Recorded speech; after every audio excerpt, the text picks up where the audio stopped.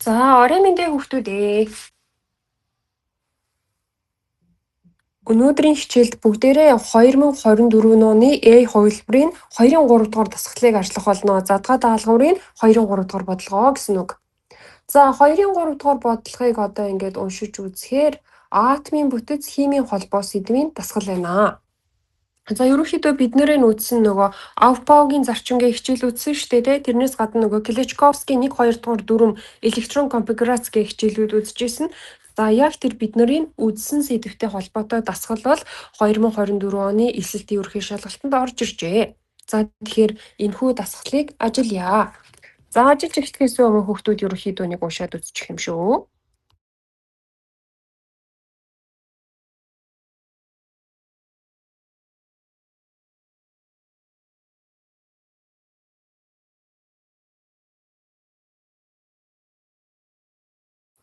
За энэ дээр өгдөл дээр нь болохоор ингээд элементүүдийн яах нь электрон конфигурацийг бол бичээд өгчээ. Заавал энэ ингээд дис дугаар 5 дугаар элемент байна те. 5 гэдэг чинь одоо буур гэдэг элементийн гэсэн үг шүү дээ. Шууд ингээд элементүүдээ бичээд явуучих юм.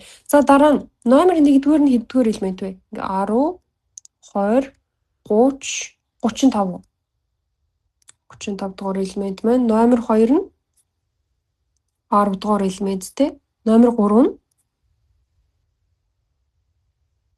12. Номер 4 нь ингээд эхний энэ хүртэл бол 10 штэ. Ингээд 16 дугаар элемент байна. Элементийн дис дугаарыг шууд ингээд бичээд явуучих яа. За энэ хүртэл 10 гээ дахиад 7 гэхээр номер 17 дугаар элемент байна тийм ээ 5 дээр. За дараагийнх нь болохоор 10 дээр дахиад 10 гэхээр чинь номер 20 дугаар элемент байна 20. За дараагийнх нь 18 дугаар элемент байна. Дараагийнх нь ингээ 15 гэхээр 15 дугаар элемент. За энэ бол дис дугаар 8 дугаар элемент гээд. За ингээд үеийн системийн эдгээр 8 элементийн талаар бол өгдөжээ. За тэгэхээр хөхрийн аниуны электронд бүтцийн дугаарыг сонгоно. За хөхөр гэхэр чинь сульфидийн аниун тий. Сульфид S2 хасах гэдэг юм аниун байдаг да. За энэ хөхрийн аниуны электронд бүтцийн дугаарыг сонгоно гэсэн байна. За тэгэхээр хөхөр өөрөө дис дугаар хэддүгээр элемент үлээ хүүхдүүд ээ? S гэдэг элемент маань өөрөө үеийн системийн яг зөв 16 дугаар элемент шүү дээ. 16 дугаар элемент.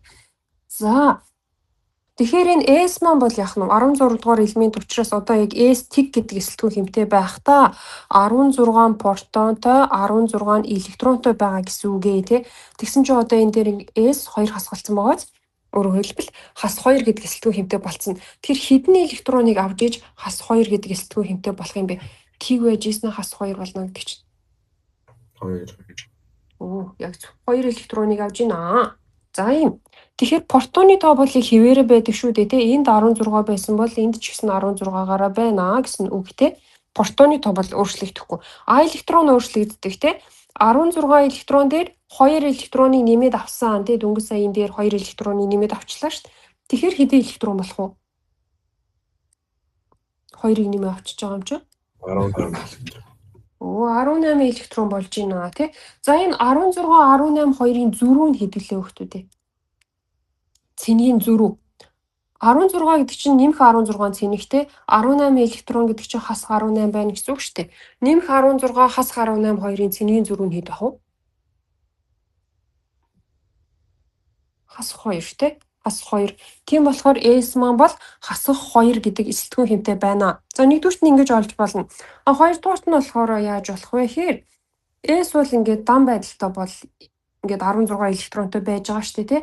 S хас 2 болохын тулд яах юм? 16 дээрээ энд байгаа 2 электроныг нэмээд авчихлаа. 16 дээр 2 электроныг авчихар чинь 18 электронтой болж л таарна да тийм ээ. За ингээд эхний элемент бол 18 электронтой байна. За энэ дотроос ингээ 18 электронтой байгаа сонголт нь аль вэ хүүхдүүд ээ? Одоо энэ дээр дотроос. Эхлээ шууд тоогийн толгой тавьсан шүү дээ. 7. Яг зөв 7 тий. За ингээд эхний 1-р дасгалын хариу нь бол 7 юм байна. За хоёрдугаарт нь 1 сигма 1 пи холбоотой гинэ. 1 сигма холбоотой 1 пи холбоотой. Тэгснээ туйлгүй молекул үүсгдэг гинэ. За туйлгүй молекул гэж хүүхдүүд мэдж байгаа шүү дээ тий. H2, N2, O2 за тэгээ фотор, холоор, бором, йод гэд явдаг да. За бич арай. За тэгэхээр туйлгүй молекул гэхээр ус дөрөгч азот те хүчил дөрөгч. За тэгээ фотор 2, холоор 2, бром 2 нөгөө нэгний үлээ хөхтүүд юм 7 молекул байдаг ш. H2, N2, O2, фотор 2 гэдэг. Йод 2 те. За энэ хэдийг бол ингээ ковалентийн туйлгүй молекулуудын сонгодог жишээ гэж авч үздэг те. За энэ 7-гийн талаар ярьж гин гэсэн үг ер нь бол те. Одоо туйлгүй молекул гэхээр за 1 сигма 1 пи холбоотой гинэ. За энэ дотроос ингээд 1 сигма 1 пи холбоотой аль нь вэ л гэж асууж байгаа юм байна. За тэгэхээр одоо энийг бүгдээрээ бичиж үзье. За бүгдээрээ энэ дасгалыг анх удаа ажиллаж байгаа болохоор жоохон дэлгэрэнгүй ярилцаад яваад байна шүү.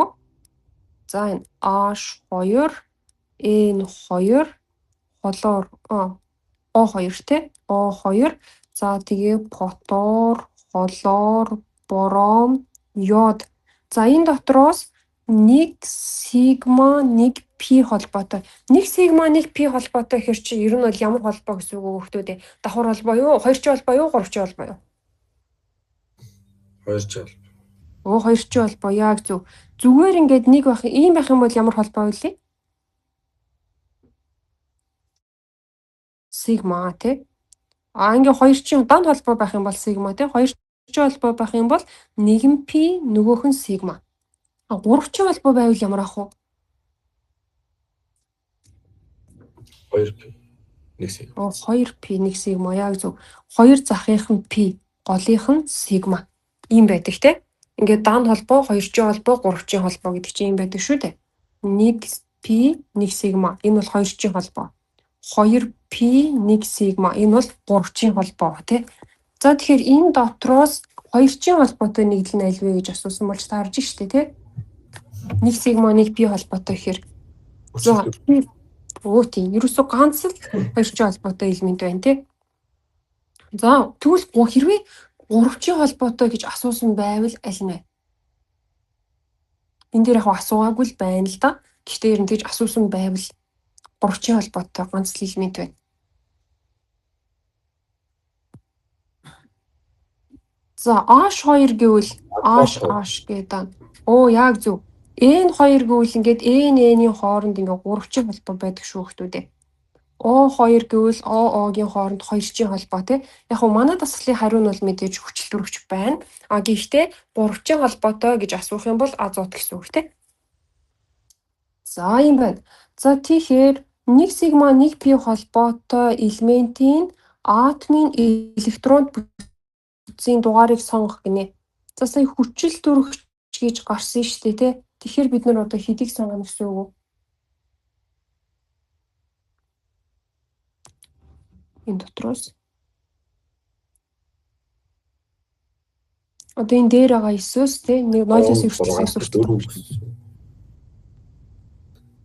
4 хүчил дөрөвч шүү дээ. 1-ээс 2, 2-ээс 2, 2 пегийн 4 тий.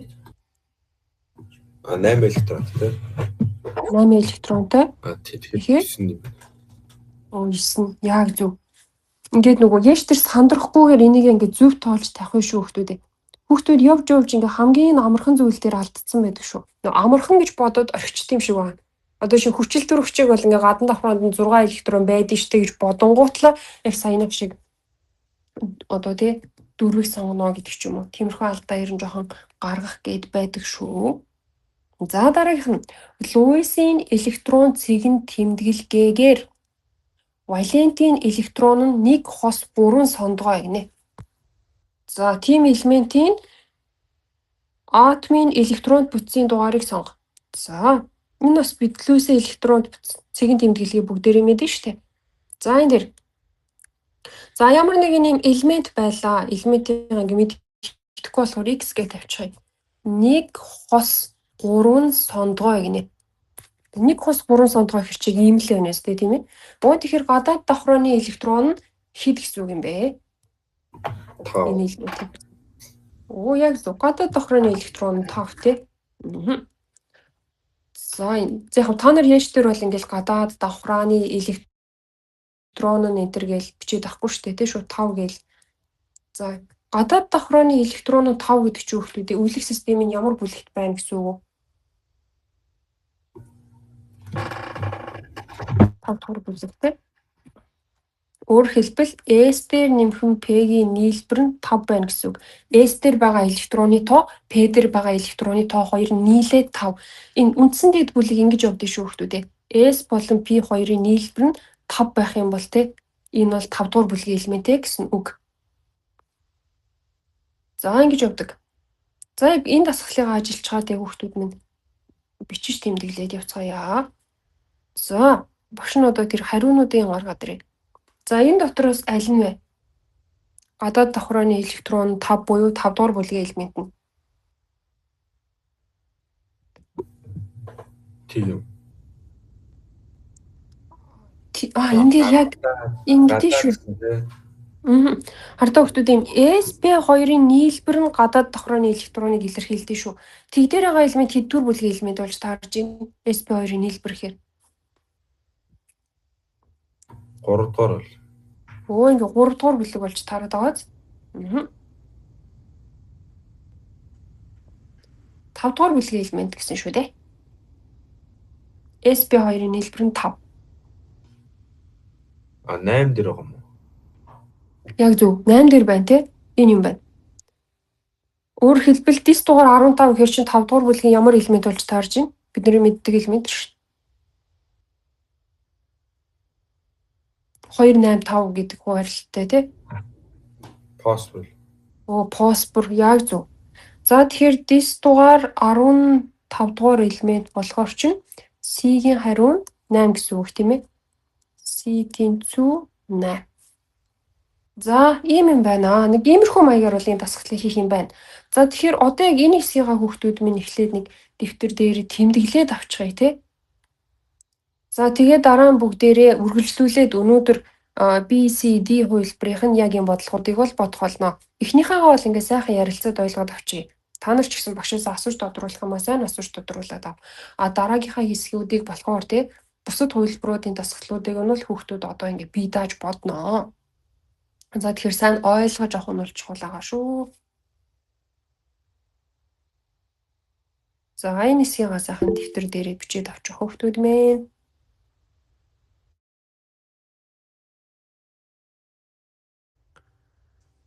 За дараагийнх нь дөрөвд нь катионы электронд бүтсэн фосфорын хас 3 ионтой адилхан байх элементийн атомын электронд бүтцийг сонгох гинэ. За тэгэхээр багшны шээ 4-гээ тавьчихъя. За дис дугаар 4-р дасгал. За фосфор гэдэг элемент байлаа. За фосфор ч юм болохоор юм сөрөг 3 гэдэг эсэлтгүү хэмтэй шүү дээ. Хас 3 гэдэг эсэлтгүү хэмтэй. За тэгэхээр фосфор 0 байхдаа хэдэн протон хэдэн электронтой байд юм бэ? Ингээ зүгээр 0 гэдэг эсэлтгүү хэмтэй те саармаг байхдаа. Дис дугаар хэддүгээр элемент вэ? 15. Өө зөв. Дис дугаар 15 юм чинь 15 протон 15 электрон те. За тэгсэн чинь фосфор маань өштэй одоо ингээ хас 3 болж штэ. Тэгэхээр хэдэн электроныг авах вэ? 0 лэж байгаа. 3 электроныг авч. 3 электроныг авна те 3 хасах зэмгийг авах нэ. За протон нь жоохон өөрчлөгдөхгүй тийм ээ. Электрон бол өөрчлөгдөн 15 протонтой байсан шүү дээ. Сая ингээ 3-ыг нэмээд аваадахлаа юу? 15 электронтой байсан шүү дээ тий. Сая 3-ыг нэмээ авчлаа. Одоо хэдэн электронтой болцсон бэ? Одоо 18. Одоо 18 яг зөв. Энэ хоёрын зөрүү чинь ингээ хас 3 гэдэг тоо гарч ирээд энд бичигдсэн байгаа тий. За тэгэхээр одоо байгаа электроны тоо бол 18 юм байна. Одоо байгаа электроны тоо 18.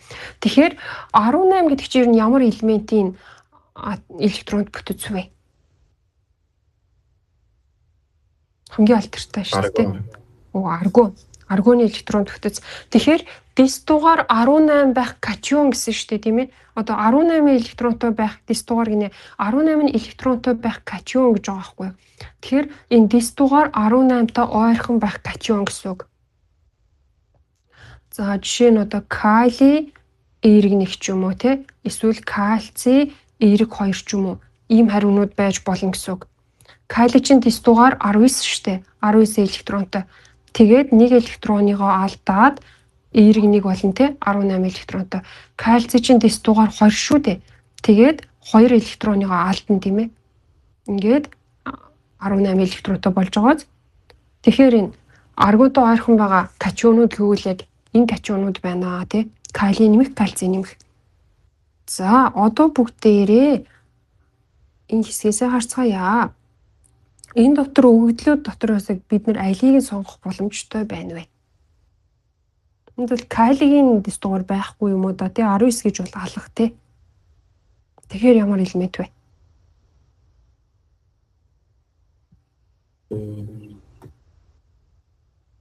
Номер хэдийг сонгох вэ?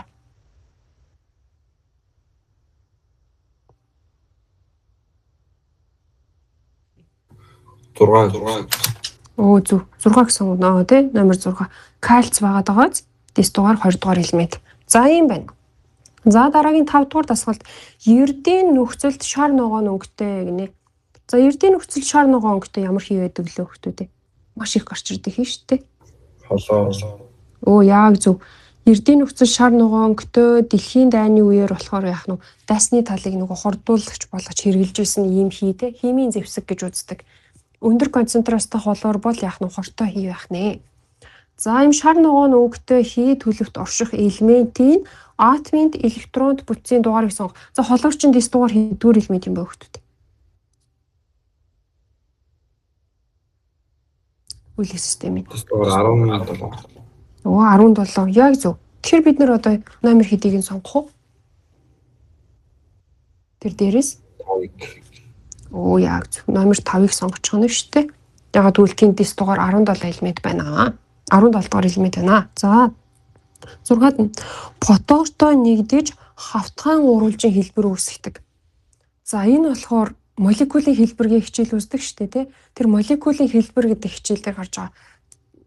За энэ ямар нэгэн химийн элемент байлаа тийм ээ. Энэ элемент ч юм болохоор ингээд фотоортой нэгдээд хавтгаан гурвалжин. За энд нэг фотоор, энд нэг фотоор, энд нэг фотоор байж яах нь хавтгаан гурвалжин гэдэг ийм хэлбэр бол үүснэ тийм ээ. Өөрөөр хэлбэл гурвалжин гэдэг чинь ингээ 360 градус. Нийт бөөрийнхий чинь 360 градус тий. Тэгэхээр энэ хооронд бол 120 градус байна гэсэн үг. Энэ хооронд бас ингээд 120 градус тий. За ийм. За хавтгаан гурвалжин хэлбэр гэж бол нэг ийм хэлбэр байна. За тэгэхээр энэ X элемент бол хэдэн валенттай элемент харагдаж байна хүүхдүүд ээ. Энд чинь бол ингээ валентыг нь харуулдаг шүү дээ. Валент нь хэд вэ? X-ийн нэргийн тооронд хэдэн химийн холбоо харагдаж байна? Оо тэр 3 валенттай элемент байна тий. За 3 валенттай элемент. Тэгэхээр 3 дугаар бүлгийн элемент л болж таарах гээд байгаа зү тийм ээ. За одоо дээрээс харъя. Хариу дотроос аль нь 3 дугаар бүлгийн элемент байгаа юм бэ? Тэг үү. Яг зөв. Тэг. За тэг буюу боор гэдэг элемент байна шүү дээ тий. За боор фотор 3. За ийм. За тэгэхээр энэ дасгал дээр эн чинь одоо 6 дугаар дасгал юм байна тий. F тэнцүү тэг юм байна. За хавтгаан гурвалжин хэлбэрийг үүсгдэг нь бол боор байсан байна. За дараагийн 7-д нь 3 дугаар үеийн элементүүдээс 1-р иончлалын энерги хамгийн их байх элементийн атомын бүтцийг сонгох гинэ. 1-р иончлалын энерги хамгийн их. Тэгэхээр за багш та нартай шүү дээ. Энэ 11-р ангид үздэг хичээл. За 11-р ангийн химийн номны 22 дугаар хуудсан дээр байж байгаа иончлалын энерги гэдэг нэртэй хичээлийн дасгал орж ирсэн байна. За эндээс ингээд харахаар хүүхдүүдээ одоо энэ зүй тогтлыг та нар сайхан хараад авчих. Дараа зөндөө дасгал ажиллагаанд хэрэг болно. Энэ болохоор литий чинь хэд дүр бүлгийн элемент вэ? 1.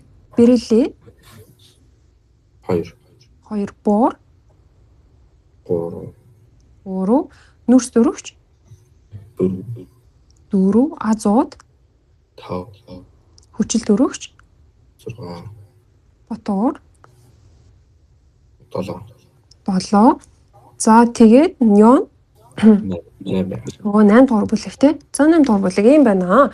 За энэ дэр тэгэхээр иончлалын энерги хамгийн ихтэй элемент нь аль элемент нь? Яг энэ бидний сая үзсэн хэд дотроос? Неон. Неон л биш тий хамгийн өндөрт нь неон байгааз 8 дугаар бүлгийн элемент. За дараагийн 3 дугаар үеийн элементүүдийг харъя.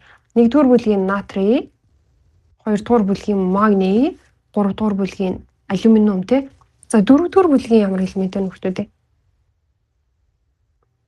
Силициум, фосфор хэд дугаар бүлэг үлээ? 5. Хөхөр 6. За тэгээд юм холоор байх юм шиг байна тий. Тэгээд дараа нь аргон 8 дугаар бүлэг. Тэгэхээр энэ дээр бас 8 дугаар бүлгийн элемент энэ дотроос хамгийн их иончлалын энергитэй байгааз. За энэ дээр бас ус төрөгч гелийн хоёрын аль нь хамгийн их иончлалын энергитэй байна? Гели. Одоо эндээс ингээд харахаар хүмүүстэй хамгийн их иончлалын энергитэй элементүүд нь дандаа ямар элементүүд байгаа вэ? 8 инертүүд шүү дээ. Тий, инертүүд байгааз тэгэхээр ерөөсөө иончлалын энерги тийм ээ. Нэгдүгээр иончлалын энерги хамгийн өндөртэй байдаг элементүүд гэх юм бол инерт элементүүдийг хэлж байгаа шүү. За энэ хичээлийг бүгдээрээ бас дэлгэрэнгүй үзнэ. Яг одоо энэ дасгал дээр бол яг саяны графикаас харагдаж байна тийм. Инертүүд бол хамгийн их иончлалын энергитэй гэдэг. За тэгэхээр энэ дээр 3 дугаар үеийн элементүүдээс сая бүр 3 дугаар үеийг хэлээд өгчихсэн юм байна шүү дээ тий. 3 дугаар үеийн элементүүдээс 1-р иончлалын энерги хамгийн их.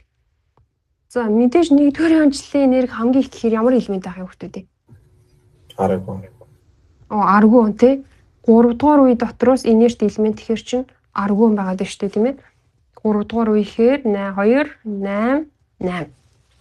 Ингээ 3 дугаар үе гэдэг чинь 3 давхраатай байх хэрэгтэй тий.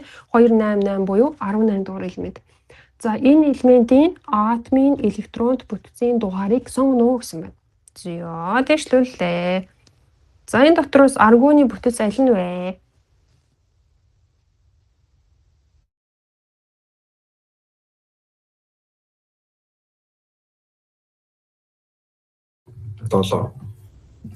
Яг зөв. 7 юм байна тий. Энэ бол ингээд 9 дугаар 18 дугаар элементийн атомын бүтцийг харуулсан байна. За тэгэхээр бид нар бол энэ дээр ингээд G тэнцүү 7 гэж сонгочих юм байна. За дараа нь ус төрөгчтэй нэгдэл нь молекул хоорондын за багш жоохон томруулах та нарт харагдаж байна уу? Одоо яг энэ хэсгийг багш синхрээр буурах хэлчихье. Энэ хэсгийг ингээд уншиж байна. Ус төрөгчтэй нэгдэл нь молекул хоорондын ус төрөгчийн холбоотой байх элементийн атомын бүтцийг сонгоно гэсэн байна. Атомын электронд бүтцийн дугаарыг сонгоно. За ус төрөгчтэй нэгдэл нь за тэгэхээр ямар нэг ус төрөгч байх юм байна тий. H ботор ч юм уу, H холор ч юм уу нэг иймэрхүү маягаар явна гэсэн үг тий. Ус төрөгчтэй. За тэгээд молекул хоорондын ус төрөгчийн холбоотой байдаг гинэ. За тэгэхээр молекул хоорондын ус төрөгчийн холбоотой гэхээр H ботор дахиад нөгөө H2O N дахин буюу мөсний томьёо орж ирдэг штеп ус төрөгчийн холбоотой.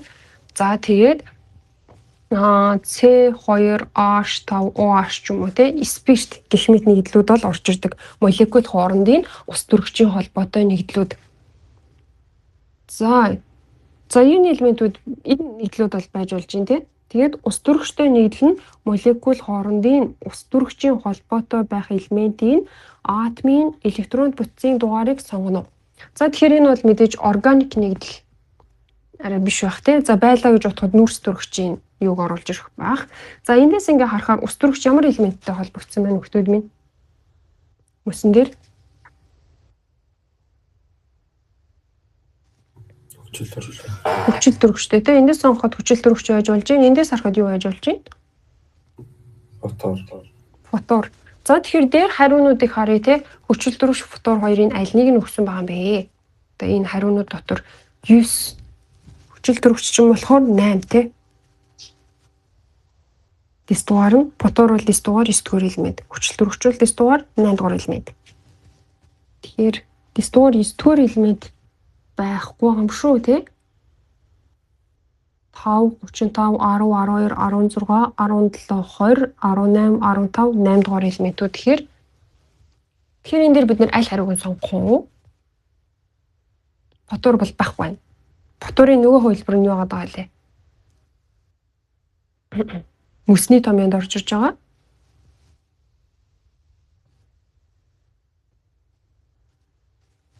За энэ дэр хүүхдүүд нэлээд ботхоор дасгал. За багш нь дахиад нэг хэлээд үгүй. За энэ ус төрөгчтэй ус төрөгч гэдэг химийн элементтэй ингээ нэгдэл үүсэх юм те. Тэгэхээр ус төрөгчтэй ямар нэгэн химийн элемент холбогдчихсан байна гэсэн үг. Одоо шин фотор ч юм уу, хүчил төрөгч ч юм уу, эсвэл ингээ C2H5OH ч юм уу те. Ямар ч байсан нэг юм ус төрөгч молекул хоорондын ус төрөгчийн холбоотой нэгдлүүд гээд эдгээр нийтлүүчээр нь хамгийн их гарч ирдэг штеп. За тэгээд холбоотой байх элементийн атомын электронд бүтцийн дугаарыг сонго. Тэгэхээр ус төрөгчтэй холбогдож байгаа элемент нь аль нь одоо ус төрөгчийн холбоотой те молекул хоорондын ус төрөгчийн холбоотой нэгдэлгингүүд ингээд энэ хэдийг биччихлээ штэ. Тэгэнгүүт л яах нь вэ? За энэ элемент нь бол фотор байж болох юм байна. Хүчил төрөгч байж болох юм байна гэд. За тэр артлын спиртал органик нэгдэлтэй. За эхлээд фотор хүчил төрөгч хоёрын аль нь ингээд энд хариу нөгөөгдсөн байна вэ гэдгийг харчих واخгүй. За тэгэхээр дис дугаар 9 фотор гэж бол байхгүй байна те. Дараа нь дис дугаар 8 хүчил төрөгч гэж бол байна уу? 9 дээр. Оо 9 дээр байна те. Яг зөв энэ. За тэгэхээр энэ бол хүчил төрөгч байж таараад байна шүү дээ. Тэгэхээр H тэнцүү 9. За ингээд боллоо. За дасгал бол ингээд боллоо. Ер нь бол бидний гайгүй үзчихсэн хичээл байгаа даа те. Бид нар бол Аупаугийн зарчим үзчихсэн, Клечковскийн 1 2 дугаар дүрмийг үзчихсэн. За тэгээд Йоныг үзчихсэн. Анион катион бас мэдж байгаа тий. Молекул хоорондын ус төрөгчийн холбоо бас үзчихсэн гэдэг. За 90 гайгүй мэддэг дасгал байна. За ямар ч үсэн энэ дотроос ингээд багшаас асууж тодруулах зүйл байвал асуугаад хүүхдүүд минь тэгээд бүгдээрээ бие хувилбарын дасгалыг нь ажиллаж үзцгээе.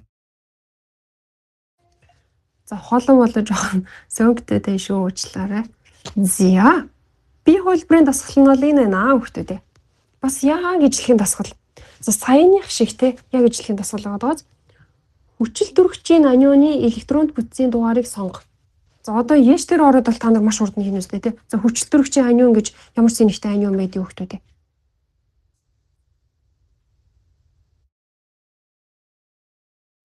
Хүчил төрөгчийн анионы цэнэг нь хүчил төрөгч ямар сэнэгтэй лээ? Хас 2. Ингээд явдаг штэ тий хас 2. Тэгтээ хүүхдүүдээ энийг бичгтээ ингэж бичтэй шүү.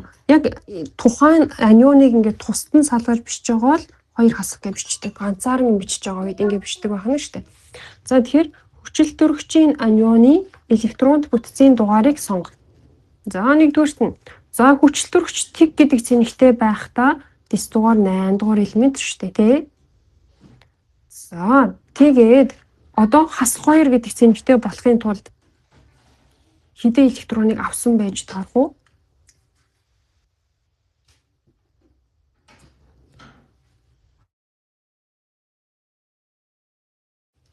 Хоёр электроныг авж ийна тий. 8 электрон дээр 2 электроныг нэмэхээр чинь одоо л 10 электронтой байгаа юм байна. За тэгэхээр энэ дээрээс 10 электронтой хүчил төрөгчийн анионы электронд бүтцийн дугаарыг сонго. Энэ ихний нойл нь энд хэдэн электрон байна? 10 электрон. 10. Энэ бол шууд ихний хариу юм шүү тий. Ингээд А тэнцүү 0 юм байна тийм ээ. За дараа нь Б дээр 91 тоолоо тавьчихвал амар байгаа тий. За энэ хүртэл ингээ 10, 20, 30, 35. Нөгөө ямар элементүүд байна гэдэг баримжуулахын тулд за энэ дараагийнх нь 7 байна тийм ээ. Электроны тоо. Дараагийнх нь 15. За дөрөв дээр байгаа элемент нь дис дугаар хэддүгээр элемент байж болохоор байна? 8. Дөрөв шүү дээ. Энэ хүртэл ингээ 10. 16. Зөв 16. За дараа нь 6 дээр энэ хүртэл ингээ 10 гэхээр зөв. Дараа нь 7 дээр 18. 18, 8 дээр 15. 15, 9 дээр 17. Биш. 19. 19. Яг зөв. За эднэрээ ингээд таад очихоор бас амар болчихж байгаа юм тийм ээ дасгалаа ажиллахад. За дараа нь 1 сигма 2 пи холбоотой. түрүүн бид нэр ярьжсэн дасгал гараад ирлээ шүү. 1 сигма 2 пи холбоотой гинэ. Энэ ч үгүй ямар холбоо юм бэ? 1 сигма 2 пи гэхэр чи. Азотих яг зөв. N-ийн дундаа энэ 3-ийн холбоотой шүү дээ, тий. Тэгээд 2 захынх нь бол пи холбоо, голынх нь бол сигма. Яг өмнөх дасгал дээр бүгдээрээ ярьж ирсэн шүү дээ, тий. Хүчил төрөгчийг сонгохдоо. Их тэр гараад ирлээ. 2 байна уу? Тийм биш. Яг зөв. Тэгэхээр чин B тэнцүү 2 юм байна. За Луйсийн электрон цэгийн тэмдэглэгээр валентийн электрон нь 2 хос 2 сондгоо гинэ. За нэг үл мэдэх элемент байлаа тий. X элемент. За электрон нь 2 хос 2 сондгоо гинэ. За энэ дээр ингээд 2 хос. Тэгснэ 2 сондгоо. Гадаад давхрын электрон хэд вэ? 6. За байх элементийн атомын электронд бүтцийг сонгоно. За тэр гадна давхрын электрон нь 6. Яг зөв. Тэр 4 байна. Тийм биш үү те. Яг зөв. Ингээл мэдчихэж байгаа те. S дээр байгаа электроны тоо, P дээр байгаа электроны тоо хоёр нь нийлээд 6 байх юм бол. За 4 гэхээр яг зөв 16 дугаар элемент хэр хөхөрл юм байна да тийм ээ. За тэгэхээр 4. Тэгэхээр син 4 гэсэн үг. Син 4. За дараа нь D. Катионы электронд бүтцэн фотонын хасахтай адил гинэ. За фотон зүгээр ингээд тиг байлаа тий. Тэрэн дээрээ ингээд нэг электроныг нэмж аваад фотон хасах боллоо. За тэгэхээр катионы электронд бүтцэн фотон хасах ионтой адил байх элементийн электронд бүтцийн дугаарыг сонгоно гэнэ. За фотон ч ингээд 0 байхдаа хэдэн электрон хэдэн протонтой байлээ? Дис дугаар 9 дугаар элемент юм чинь? Тэр 9 фотонтой 9 электронтой. Тий. Тэгээ одоо фотон хасахныг болсон шүү дээ. Нэг электроныг нэмээд авчаа. Тэгэхээр 10 электрон 9 протон. Яг зөв 10 электронтой тий. За 10 электронтой катионыг болох хэрэгтэй байна шүү. 10 таа ойрхон катион үүсгэж болох ямар элемент вэ? Тий. Яг зөв. Натрийн нэмэх нэг байж болно тий 10 электронтой. Магний чинь ямар сэнэгтэй байх вэ? Нэмэх 2. Яг зөв. 2 нэмэх. За тэгэхээр натрийн магний 2-ын нэг юм байна да 4 дээр. За натрий чинь 11 дугаар элемент. Магний чинь 12 дугаар элемент тий. Энэ чинь 17. 6 дээр 12. Яг зөв. Тэгэхээр D тэнцүү 6 юм байна. Сайн байна. За 5-д нь ердийн нөхцөлд шингэн төлөвт орших элементийн атомын электронд бүтцийн дугаарыг сонгох. Ерөөсөө уйлах системд 2хан шингэн элемент байдаг тий. Нэг нь мөнгөн нус, нөгөөх нь юу вэ? Бором. За боромын дис дугаар хэд вэ гэдэг асуултыг л асуусан байна тий. Ер нь бол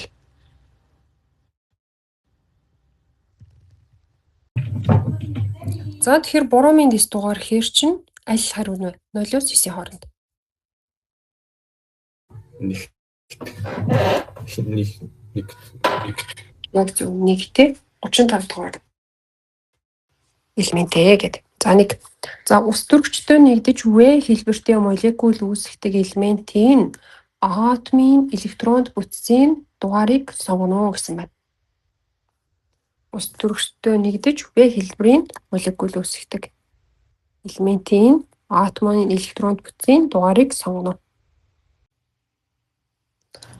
За тэгэхээр одоо бол 7 дугаар дасгал дээр V хэлбэртэй молекул тийм ээ. За бидний амьдрал дээр мэддэг хамгийн сайн мэддэг V хэлбэртэй молекул ямар молекул байдаг вэ? За хүчил төрөгч ингээд байлаа. Тэгээ хоёр ус төрөгч холбогдохдоо ингэж V хэлбэр үүсгэж холбогддог тийм. Өөрөөр хэлбэл ийм байдаг шүү дээ. Ийм. За тэгэхээр яхаа 6 дугаар бүлгийн элемент байх боломжтой гэсэн үг. За хүчил төрөгчтэй төстэй бас нэг V хэлбэр үүсгдэг бодсон гэх юм бол H2S тийм ээ H2S. За тэгэхээр Манай энэ дээдлийн хариун дотор хүчилтөрөгч буюу дэс дугаар 8 гэсэн хариу байхгүй юм шүү дээ. Тэгэхээр алийг сонгох уу? Дэс дугаар 8. 16. Яг зөв. Тэгэхээр G тэнцүү биш. F тэнцүү тий? F тэнцүү 4 байна. 16 дугаар элемент. За дараа нь 3 дугаар үеийн элементүүдээс цахилгаан сүрэг чанар хамгийн их байх элементийн атомын электронд бүтцийн дугаарыг сонгоно. За үйлдэх системийн 3 дугаар үеийн элементүүдээс гэж юм шүү. 7 дугаар бүлгийн элемент байж таарна үстэй тий. Тэгэхээр 2 8 7 гэсэн үг. За энийг яаж ажиллах вүлээ? За одоо энэ цахилгаан сүрэг чанар чинь тий нэг дээр бол бас төрөгчтэй, хоёр дээр нь литий, тэгээ гурав дээр натрий, натригаас хоошоо авахыг ярьдаг гэхээр. Энд бол ингээд хойно бол инертүүд байгаа тийм ээ. Инерт. За энэ дээр хамгийн өндөр цахилгаан сүрэг чанартай элемент гэх юм бол фотор барилж байгаа шүү дээ тий, энд барилж байгаа. За фоторын доор хлор, бором, йод гээд галогенууд барилж байгаа шүү дээ. За тэгэхээр хамгийн өндөр цахилгаан сүрэг чанартай элемент хийнэ 3 дугаар үеийн. Тэгэхээр одоо ер нь бол фотор бол хамгийн өндөр цахилгаан сүрэг чанартай элемент те. Гэхдээ фотор чинь ингээд давхрааг нь харуул хэдгээр үеийн элемент байж таарад байна. 2 7 гэхэр чинь 2 дугаар үе. За тэгэхээр 2 дугаар үеийн фотор бол биш юм байна. Ер нь бол хамгийн өндөр харьцангуй цахилгаан сүрэг чанартай элемент гэж асуугаад байгаа шүү дээ тий. Цахилгаан сүрэг чанар. Цахилгаан сүрэг чанар хамгийн их. За тэгэхээр гэхдээ 3 дугаар үе их гинэ. Фотор бол 2 дугаар үеийн элемент болж байгаа. Холоор. Яг зөв. Холоорыг асуусан юм байна. Тий холоор. За яаж мэдх юм бэ гэхээр харьцангуй цахилгаан сүрэг чанар өндөртэй элемент чинь гадна давхроонд 7 электронтой байж таарад байгаа шүү дээ. Тэгээд урталтан мэдээж 2 8 байж таарна тий. Ингээ ботхоор дэс дугаар 17 дугаар элемент байж таарад байгаа. Зя. 17 дугаар элемент гэсэн юм байна уу? Байна. Энэ юм уу да? Хэдийг сонгох вэ? 5. Яг зөв. 5 юм байна. За тэгэхээр G тэнцүү 5 юм байна тий. За дараа нь H нь ус төрөгчтэй нэгдэл молекул хоорондын ус төрөгчийн холбоотой. За нөгөө H ботор молекул хоорондын ус төрөгчийн холбоо үүсгдэг тий. Дахиад H2O энэ дахин тэгээл нөгөө спирт гээл сая бүгдээр ярилцчихсан да. За эдгээр элементийн атомын электронд бүтцийн ус төрөгчийн холбоотой байх. Ус төрөгчтэй нэгдэл нь молекул хоорондын ус төрөгчийн холбоотой байх элементийн атомын электронд бүтцийн дугаарыг сонгох гинэ.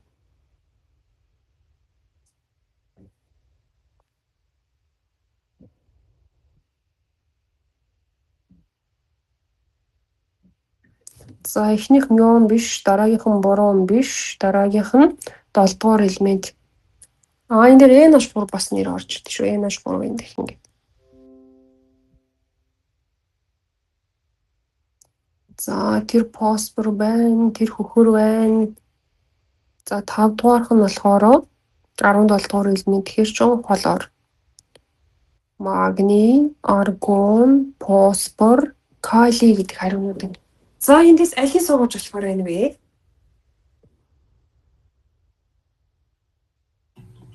Наймд шүү дээ. Тийм номер. H-ийн орно.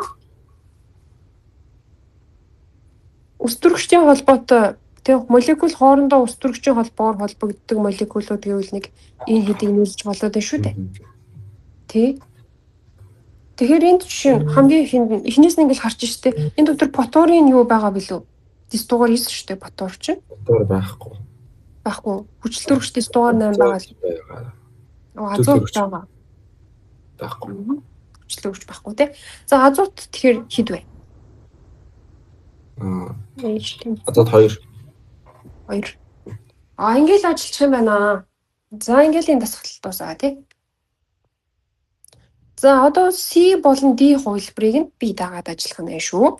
За эхний хоёр хувилбарын бол ингээд эхнийхэн бол багш нь тайлбарлаад дараагийнхыг нь бол ярилцаад тий. За одоо C D-г нь бол яг би дааж хийх нэ. За 2024 оны C болон D хувилбарын 2-ын 3 дугаар дасгалыг яг өөрөө би дагаад хийх нэ шүү. За 2024 оны C хувилбарын бодлого энэ байна. Скриншот хийж агаад бодоод үзэх нэ шүү.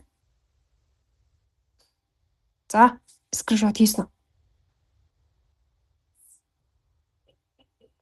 За одоо 2024 оны D хувилбарын 2-ын 3 дугаар бодлого энэ байна. За энэ хоёр бодлогыг ингээд би дагаад бодоод үзэх нь байна шүү дээ.